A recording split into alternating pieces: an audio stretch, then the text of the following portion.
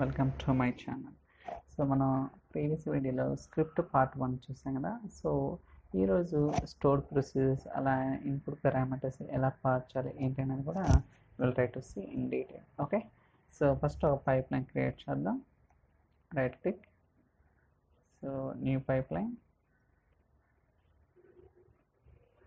So ఇక్కడ పేరు define చేద్దాం. పేరు ఏదైనా వచ్చి no problem, demo data. Okay, so దాని తర్వాత ఇక్కడ స్క్రిప్ట్ అని టైప్ చేయండి. స్క్రిప్ట్. ఓకే, సో మీరు పేరైనా మార్చుకోవచ్చు, డేటా వ్యాలిడేషన్. ఓకే, సో దాని తర్వాత ఇక్కడ మనకి సో ఇంతకుముందు చెప్పినట్టుగా డేటా సెట్ అంటే ఏముండదు, ఓన్లీ సో లింక్డ్ లింక్డ్ సర్వీసే ఉంటుంది అన్నమాట. సో నేనైతే ఆల్రెడీ లింక్డ్ సర్వీస్ ఉంది, దాన్ని సెలెక్ట్ చేశాను. సో ఇక్కడ మనకు తెలుసు క్వైరీ అలానే నాన్ క్వైరీ అని 2 ఆప్షన్స్ ఉన్నాయి. సో మనం నిన్న డిఎంఎల్ ఆపరేషన్స్ అలానే డిడిఎల్ ఇవన్నీ కూడా చూసాం అనమాట. కాకపోతే ప్రొసీజర్ అనేది క్రియేట్ చేయొచ్చా లేదా, సో ఇన్పుట్ పారామీటర్స్ ఏమున్నాయి, అవుట్పుట్ పారామీటర్స్ ఏంటి, వీటి గురించి అయితే మనం డీటెయిల్గా will try to understand today's video. ఒక ప్రొసీజర్ క్రియేట్ చేద్దాం. So create procedure get demo value as begin and set no count on. Okay, ఏదో ఒక టేబుల్ తీసుకుందాం, ఏ టేబుల్ అయినా పర్వాలేదు. ఫర్ ఎగ్జాంపుల్ డెమో ఫైన్లా లెట్ మీ చెక్. ఫస్ట్ ఏముందో డేటా చూద్దాం. Select star from. Okay, execute చేద్దాం. ఒక 2 రికార్డ్స్ ఉన్నాయి, ఇట్స్ ఓకే, నో ప్రాబ్లం, ఏదైనా పర్వాలేదు, జస్ట్ డెమో పర్పస్ కదా. ఓకే, సో ప్రొసీజర్ అనేది ఎగ్జిక్యూట్ చేసినాయి. ఇప్పుడు ఈఎక్సి. ఓకే, ఇప్పుడు ఏదైతే ప్రొసీజర్ క్రియేట్ చేసాం ఈ ప్రొసీజర్ని ఈ స్క్రిప్ట్ యాక్టివిటీలో చేద్దాం. Okay, that's. సో మీరు కావాలన్నా ఎడిట్ చేసుకోవచ్చు, క్వైరీ ఎడిటర్ అనేది మీరు డీటెయిల్ ఇక్కడే రాసుకోవచ్చు, నో ప్రాబ్లం. అయితే ఇప్పుడు wallet, so beaver,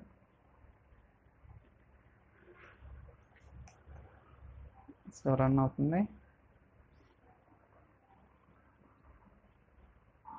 let's see. Okay, success అయింది కదా. ఇప్పుడు ఎన్ని రికార్డ్స్ వచ్చి చూద్దాం.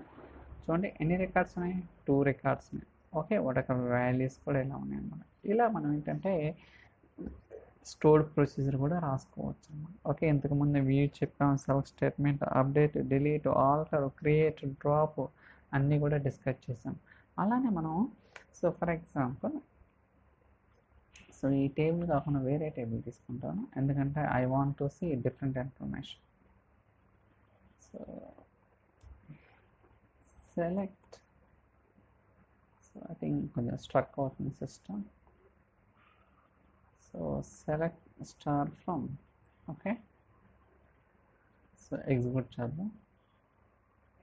ఓకే, ఇక్కడ మనకి చాలా రికార్డ్స్ ఉన్నాయి కదా.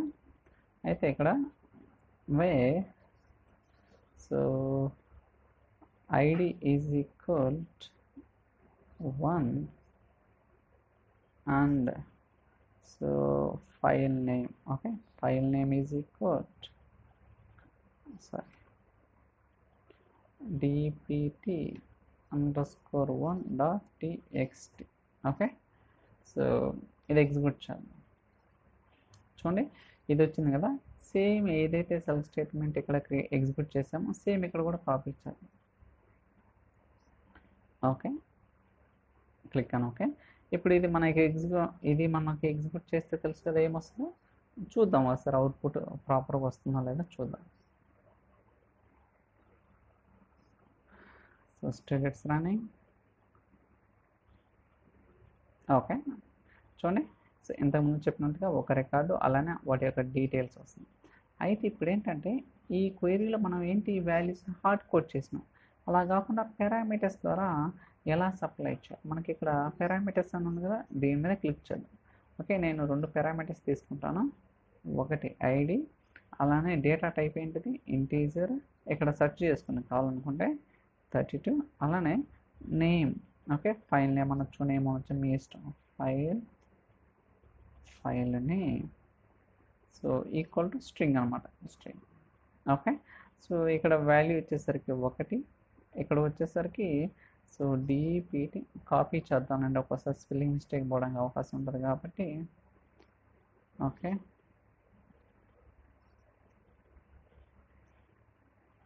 That's it. ఓకే, ఇలా ఒక 2 పారామీటర్స్ క్రియేట్ చేసి వాటికి వాల్యూస్ అని ఇచ్చాను. కాకపోతే ఇక్కడ డైరెక్షన్ ఏంటి, ఇది ఇన్పుట్టా అవుట్పుట్టా, ఇన్పుట్ అవుట్పుట్ ఏంటి అనేది కూడా మనం స్పెసిఫై చేయాల్సి ఉంటుంది. బట్ ఇక్కడ ఏంది, మనం సప్లై చేస్తున్నాం క్వైరీ కాబట్టి ఇది ఇన్పుట్ అన్నమాట. సో ఇప్పుడు వీటికి సో ఎలా అంటే ఇంటిగ్రేట్ చేయాలంటే ఈ క్వైరీకి ఈ పారామీటర్స్ జస్ట్ ఏం లేదనమాట, @ okay, @ parameter name. So parameter name ఏంటి, ఐడియా కదా. అలానే ఇక్కడ కూడా సో మీరు కావాలనుకుంటే ఇలా ఓపెనింగ్ చేసుకోవచ్చు, no problem. @ File name, that's it, name. Okay, ఇలా మనం పారామీటర్స్ అనేది పాస్ చేయాల్సి ఉంటుంది, గుర్తుంచుకోండి, @ అనమాట. Okay, let's click on okay. ఇప్పుడు కూడా మళ్ళీ రన్ చేద్దాం. ఇప్పుడు అవుట్పుట్ వచ్చిందో రాలేదో try to see that. Valid, let's get, అలానే డీబగ్ చేద్దాం. సో లోడ్ అవుతుంది కదా, లెట్స్ వెయిట్.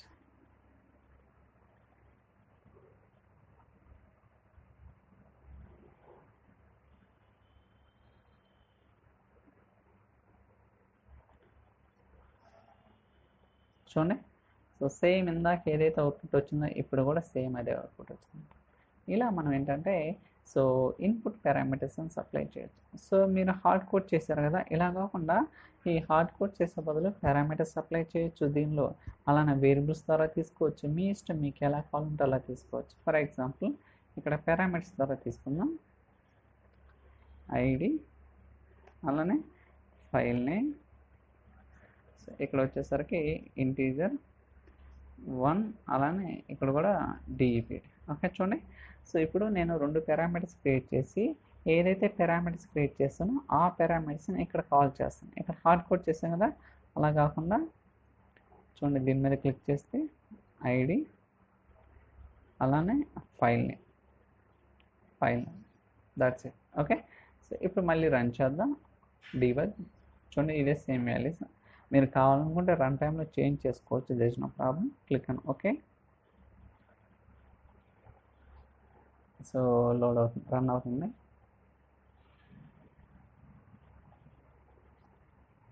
Okay, success.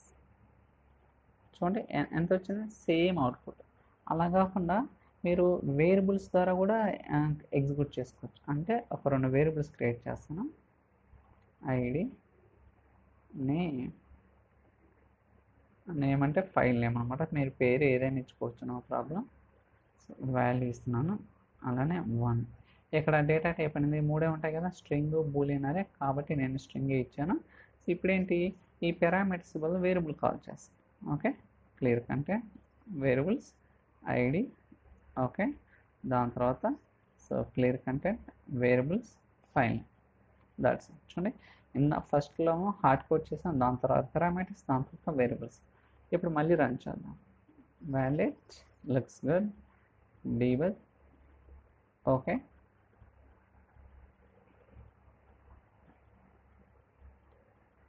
చూడండి ఇన్ ప్రోగ్రెస్ అవుతుంది కదా, సేమ్ అవుట్పుట్. ఓకే, ఇలా మనం ఏంటంటే రకరకాలుగా కూడా మన పారామీటర్స్ని సపరేట్ చేయొచ్చు. ఫర్ ఎగ్జాంపుల్ ఈ వచ్చిన అవుట్పుట్ని ఒక వేరియబుల్లో స్టోర్ చేసి ఆ వేరియబుల్ని సెట్ వేరియబుల్ యాక్టివిటీ కూడా తీసుకోవచ్చు. అంటే ఇలా సో డిఫరెంట్ వేస్ ఉంటాయి. ఫర్ ఎగ్జాంపుల్ సో ఇక్కడ కౌంట్ ఆఫ్ స్టార్ ఉంది కదా, count of star. So same just ఇక్కడ వరకే కాపీ చేస్తాను, count of star. So editor open చేద్దాం. ఓకే, చూడండి సేమ్ క్వైరీ, జస్ట్ ఇక్కడ క్వైరీ మార్చాను అనమాట. ఓకే, దాని తర్వాత డీబగ్ చేద్దాం. ఓకే, ఇప్పుడు ఏమొస్తాయి, ఎన్ని రికార్డ్స్ వచ్చాయో మనకి అవుట్పుట్ అని వస్తుంది అన్నమాట.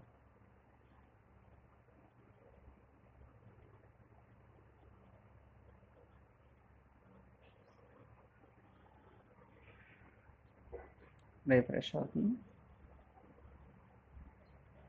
I think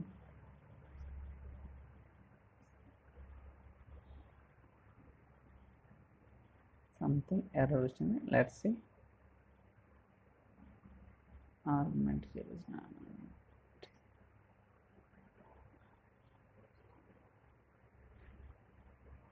Let me check it out.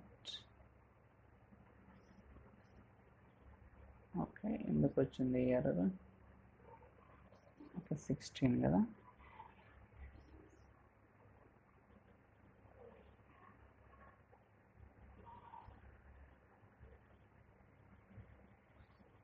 Just a minute check చేద్దాం ఎందుకు వచ్చింది error. So argument 0 is null or empty.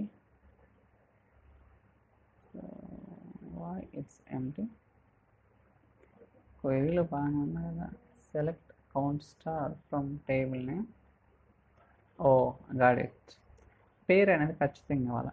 Test information. Okay, so ఇప్పుడు ఏదైతే మనకి అవుట్పుట్ వస్తుందో అవుట్పుట్కి కాలం నేమ్ డిఫైన్ చేయాలి కదా, అందువల్ల అది అడుగుతుంది. Got it.